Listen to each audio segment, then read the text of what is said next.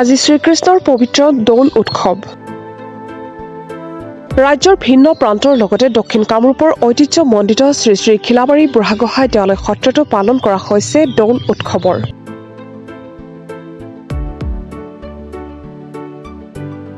ঐতিহ্যমণ্ডিত শ্ৰী শ্ৰী খিলাবাৰী বুঢ়াগোহাঁই দেৱালয় সত্ৰত তিনিদিনীয়া কাৰ্যসূচীৰে অনুষ্ঠিত কৰা হৈছে পবিত্ৰ দৌল উৎসৱ।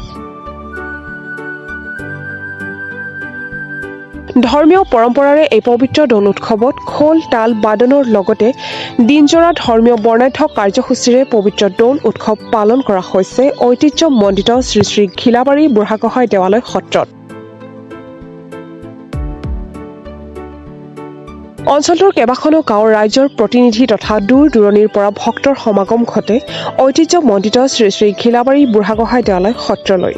ভালে লাগছে আজি উৎসৱ পাচ্ছে নহয় ভালে লাগছে বহুত ভাল লাগছে কিন্তু ইয়াৰ মাহিত্য আসলে কি বুলি ভাবে ইয়াৰ মাহিত্য কি ক'ব পৰা নাযায় বহুত ভাল লাগিছে আৰু মনোৰঞ্জন হয় ইয়াত আহিলে হয় আজি অৰ্পণা জনালে বহুত ভাল লাগিছে আৰু তাৰমানে বছৰত মানে একদিন লগতে বহুত ভাল লাগিছে আৰু খিলাবাৰীত হয়।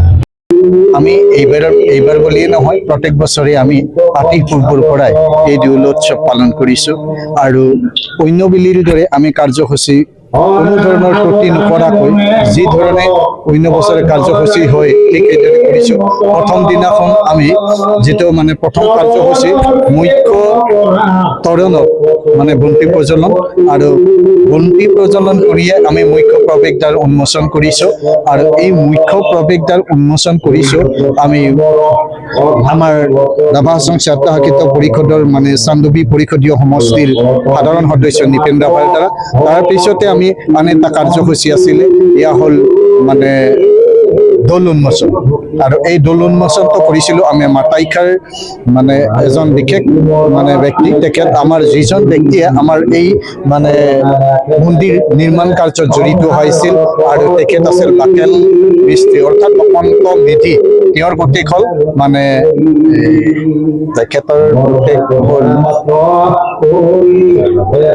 নামটো তৰুণ নিধি তেখেতক আমি নিমন্ত্ৰণ জনাইছিলোঁ। সেই সূত্ৰে তেখেতে আমাৰ নিমন্ত্ৰণ ৰক্ষা কৰিলে আৰু সুন্দৰকৈ তেখেতে আমাৰ যিটো মানে দৌল উন্মোচন সেইটো কৰিলে। তাৰপিছতে আন এটা কাৰ্যসূচী আছিলে আমাৰ সাংস্কৃতিক শোভাযাত্ৰা। এই সাংস্কৃতিক শোভাযাত্ৰা খুব ধুনীয়াকৈ মানে হৈছে। তাৰপিছতে আমি ধৰ্মালোচনী সভা অন্য বছৰৰ দৰে এইবাৰেও আমি কৰিছো, সেইখিনি আমাৰ হৈ গৈছে সুন্দৰভাৱে যোৱাকালি এইটো। আৰু অহাকালি আমাৰ আজিৰ পিছত অহাকালি আমি মানে সুঁৱৰি উৎসৱ তালৈ আমি যাম আৰু সেইটো আমাৰ মানে মদন মোহন মাটি ফুটা মানে দেৱালয় এই সমন্বয় ক্ষেত্ৰত এই সুঁৱৰি উৎসৱটো আৰু এই সুঁৱৰি উৎসৱটো আমাৰ সমন্বয়ৰ প্ৰতীক বুলি ক'ব পাৰোঁ। সেইটো কাৰণে আমি কোনো বছৰে মানে কোনো ধৰণে আমি মানে দ্বিধাবোধ নকৰাকৈ আমি এই সুঁৱৰি উৎসৱলৈ যাওঁ।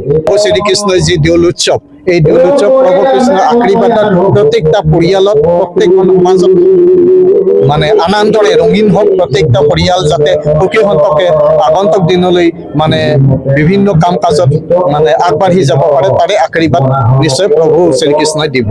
এটা কথা বুজিছো যে আমাৰ প্ৰাণশিল্পীগৰাকী নাই, প্ৰাণশিল্পীগৰাকী বিহীনে প্ৰথমটো বুলি আৰু আপোনালোকৰ প্ৰৱেশদ্বাৰত তেওঁক শ্ৰদ্ধাঞ্জলি অনুষ্ঠানৰ আয়োজন কৰিছে। নিশ্চয় আমি যিহেতু তেখেতক আমি মানে ভগৱান বুলি বিশ্বাস কৰিছো, দ্বিতীয় ভগৱান বুলি আমি বিশ্বাস কৰিছো। এই সূত্ৰে আমি তেখেতক শ্ৰদ্ধাঞ্জলি জনাইছো আৰু ৰাইজেও সেই সূত্ৰে খুব আদৰি লৈছে আৰু সেই শ্ৰদ্ধাঞ্জলি অনুষ্ঠানটো ভাল হৈ আছে। মিৰ্জাৰ পৰা সুনীল দাসৰ ৰিপৰ্ট, প্ৰাত টাইম ডিজিটেল। শদিয়াৰ পৰা ধুবুৰীলৈ, বৰাকৰ পৰা ব্ৰহ্মপুত্ৰলৈ সকলোৰে মাজত চিনাকি এটা নাম প্ৰাতঃ টাইম।